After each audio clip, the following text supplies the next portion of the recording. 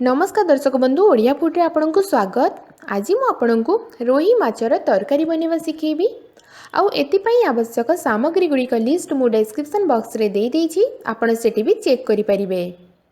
माछ तरकारी बनवा पई मु एठी 300 ग्राम रोही माछ नेछि। आपण एठी भाकुर माछ भी नै परिबे। आउ याको मु भले से सफा करि नेछि। तीनोटी मीडियम साइज रो आड़ू नेछि, जहार चोप बाहर करिकि याको एम्ति टिके मोटा आउ राउंड शेप रे काटि नेछि। गोटे बड़ साइज्र पियाज छोट छोट करी काटिबे। दीटा कंचा लंका छोट करी काटिबे। धनिया पत्र गोटे कप छोट करी काटिबे। दीटा मीडियम साइज्र टमाटो छोट छोट करी काटिबे। तेंतुड़ी रस गोटे बड़ चामच। आपण एटी आंबुल नहेले लेंबू रस भी यूज करि परिबे। सोरिषर पेस्ट मु एटी नेछि। मु एटी गोटे इंच अदा 4 रु 5 कोल रसुण आउ 2 छोट चामच सोरिष को ग्राइंड करि नेछि। तो ये 2 बड़ चामच अच्छी।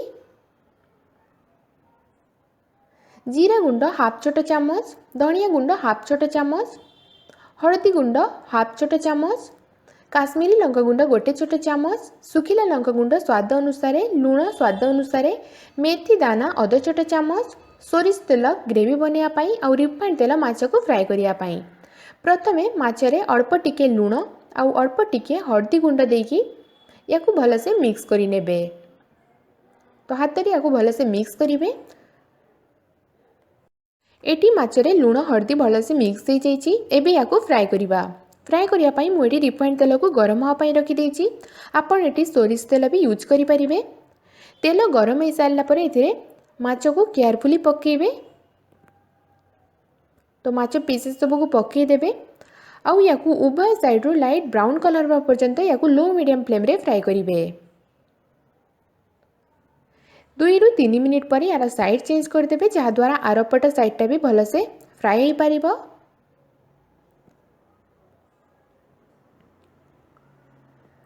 तो एटी माछ उभय साइड रो भलसे फ्राई हो जाइछि। एबे याकू बाहर करि नबा।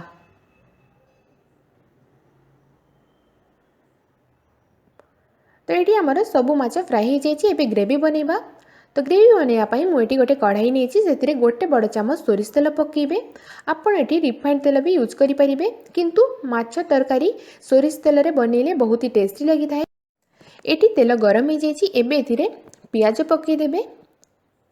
तापर एथिरे कंचा लंका ऐड कर देबे। एबे पियाज को लो मीडियम फ्लेम रे यार कलर टिके चेंज होआ पर्यंत याको फ्राई करिवे।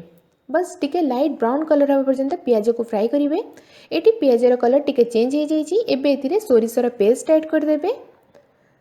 सोरिष पेस्ट ऐड कला परे याकू अध मिनिट पई लो फ्लेम रे फ्राई करेंगे, जहा द्वारा सोरिषर कंचा टेस्टा पड़ी जिवो।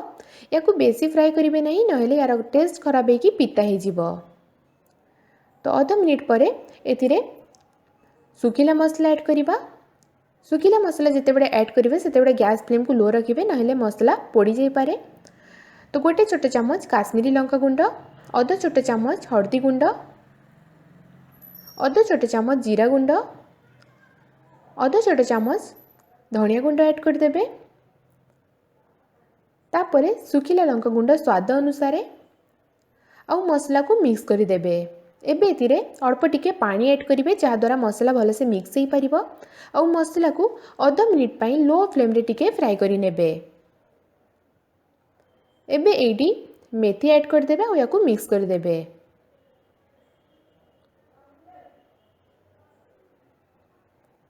तो एडी मसला भलसे फ्राई हो जाइछि। एबे एथिरे आलू ऐड करिबा।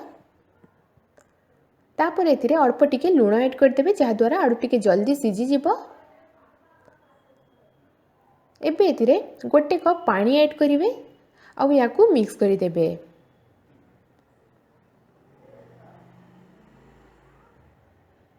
तो ये मिक्स हो गला। एबे याकू कवर करिकी आलू को सिझिबा जाय याकू कुक करिवे।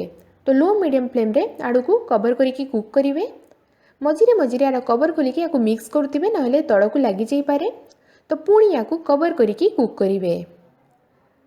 3 रु 4 मिनिट पर यार कवर खोलिकी याकू चेक करिबा आलू सिझिछि कि नाही। तो ये आपण देखि पारथिबे भलसे सिझी जाइछि। एबे एथिरे टमाटो ऐड कर देबे। टमाटो ऐड कला परे या मिक्स करदे पुणी टमाटो को टिके सॉफ्ट हाँ पर्यंत या कुक करेंगे। तो कवर करके या 2 ରୁ 3 मिनिट पाई लो फ्लेम रे कुक करेंगे। मझिरे मझिरे यार कवर खोलिक या चेक करते पुणी या कवर करके कुक करेंगे। 2 ରୁ 3 मिनिट पर कवर खोलिबा। एटी आपण देखि पड़थिबे टमाटो पूरा सॉफ्ट हो जाइछि। एबे एथिरे पानी ऐड करिबा। तो आपन को जेतिकी ग्रेवी दरकार से हिसाब रे आपण एटी पानी कम बेसी करि परिबे। आ मु एटी गरम पानी ऐड करिछि। जेते बेले भी आपण ग्रेवी रे पानी ऐड करिवे सब बेले गरम पानी ऐड करिवे, जहा द्वारा ग्रेवी रो टेस्ट बहुत भल आस्ताए। तो निज आवश्यकता अनुसार पानी ऐड करदेबे आ याकू मिक्स करदेबे। एबे एथिरे तेंतुड़ी रस ऐड करिवे। तापरे स्वाद अनुसार लूण ऐड करिवे। लूण हिसाब रे देबे। फास्ट भी लूण ऐड करछि सेति पय हिसाब रे लूण देबे आ सब को मिक्स कर देबे। एबे ग्रेवी को हाई फ्लेम रे फुटिबा को छाडी देबे। जेमिति ग्रेवी फुटिया स्टार्ट हो जिवो गैस फ्लेम को मीडियम हाई कर देबे। तापर एतिरे फ्राई करिकि रखिदेबा माछ सब को पकेबे आ याकू मिक्स कर देबे।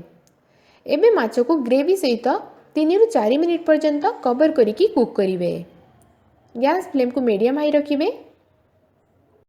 3 ରୁ 4 मिनिट पर यार कवर खोलिबा। एटी ग्रेवी सहित माछ भल से कुक हो जाइछि। तो एबे लास्ट रे धनिया पत्र ऐड कर देबे आ धनिया पत्र को मिक्स करि नेबे।